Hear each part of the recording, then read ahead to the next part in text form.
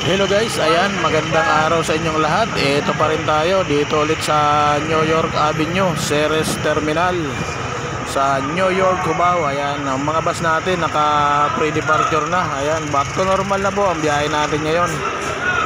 Kahapon may mga nagalusot tayong bus, so lalo na ngayong umaga, back to normal na ang biyahe.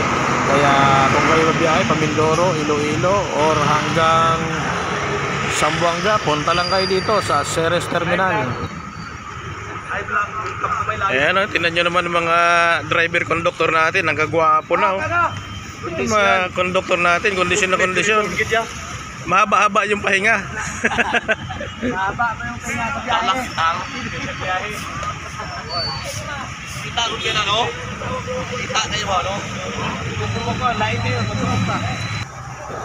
Ayan, kung kayo po ay nagpaplano magbiyahe, Mindoro, Iloilo, Negros at Zamboanga, ayan, pumunta lang po kayo sa mga booking stations ng Ceres Transport. Normal na po ang biyahe, back to normal na. At ganoon din po sa mga magpapakargo. Dalhin nyo lang po yung mga bagahe nyo dyan sa mga terminal at may nag-asikaso po tayo dyan para sa mga cargo padala. Guwapo yung mga baso. Gold na gold star. Ayan, for booking and reservations, ayan, bisitahin nyo lang po yung mga terminal. Ayan, maraming salamat po. So ayan, may nabulok ng mga padala rito.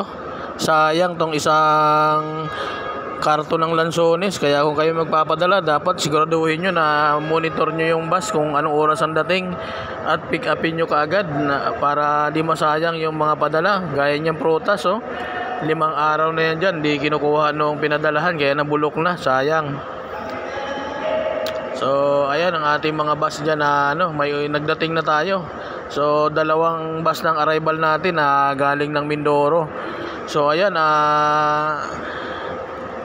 ang hirap daw doon sa Calapan, ang haba raw ng pila ng mga sasakyan, kaya wala pa tayo nakakarating dito na na galing ng Iloilo. Ang arrival na yan is from Bulalakaw, Oriental Mindoro pa lang. Kaya kung kayo po may mga kamag-anak na hinihintay, so malamang naiipit pa sila doon sa pila sa mga sa pier. Limitado lang din naman kasi ang sinasakay ng barko, hindi naman yan kayang i-accommodate lahat. So bawat isang barko halos nagkakarga lang yan ng mga 10 hanggang 15 sasakyan. So lalo na kung mga tracking, kunti lang talaga may kakarga ng barko. So kaya dapat antabay lang tayo kung anong oras dadating yung inyong mga kamag-anak. Kung may susunduin kayong kamag-anak, monitor nyo lang, tapos dito nyo lang puntahan sa New York Avenue Terminal kung yan ay galing lang ng Mindoro at Iloilo.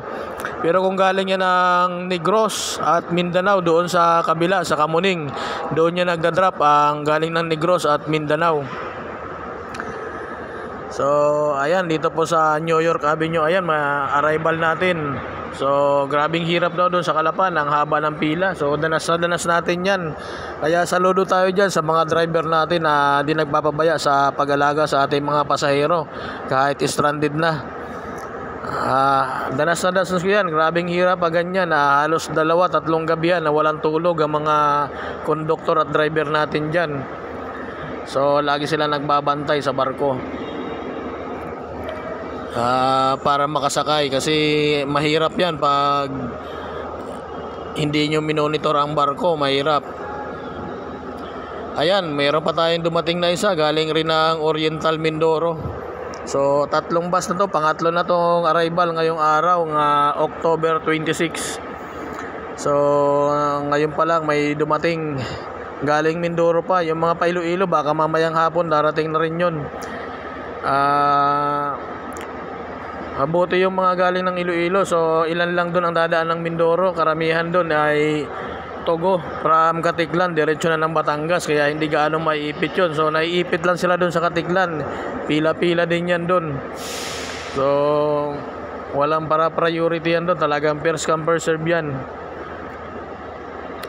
Hindi po pwedeng isakay lahat ng bus, kaya ganun talaga, tiis talaga, kasi lahat naman gustong makatawid.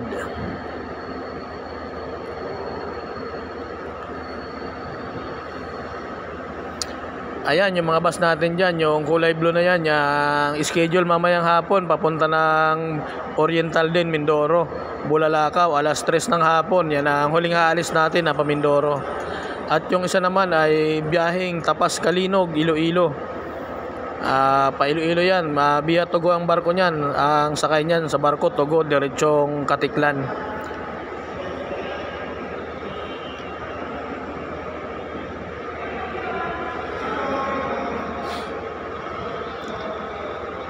Ayan, kung magpapabuking po kayo mula Mindoro hanggang Zamboanga, Mindanao, pwede po kayong kumuha ng ticket dyan lang sa Ceres Terminal, New York Avenue, Cubao. May booking po dyan sa may likod ng mga bus na yan, sa may waiting area. Ayan, pwede pong kumuha dyan ng ticket, pwede magpa-reserve. Ayan. For December, next month pa po ang pwede magpa-reserve ang sasakay ng December. Mga schedule po natin dyan, Mindoro alas 7 ng umaga, Oriental first trip at alas 3 ng hapon. Ang Occidental alas 11 ng umaga every other day. Yung Iloilo naman natin alas 5 ng umaga, meron na dyan hanggang alas 11 ng umaga yung pa Iloilo. Sa gabi naman alas 8 ng gabi yung ano natin, pa Negros doon sa kabila.